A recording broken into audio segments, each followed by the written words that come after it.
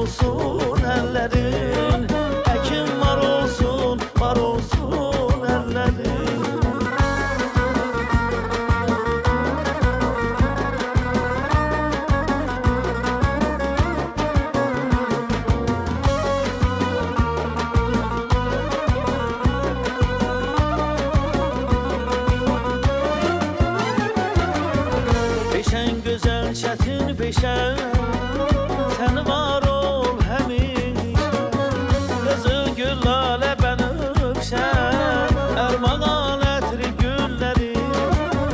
Peşən gözəl, çətin peşən, sən var ol həmişə, qızıl gül lalə bənövşən, ərmağan ətri gülləri.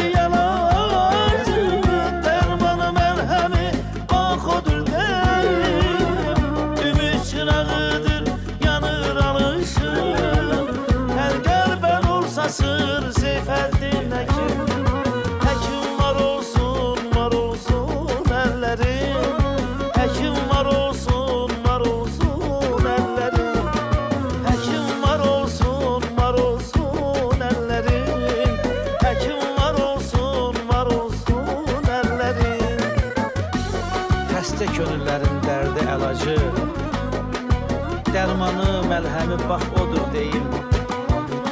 Ümid çırağıdır, yanır, alışır, hər qəlbə nur saçır Seyfəddin Əkim, hər qəlbə nur saçır Seyfəddin Əkim.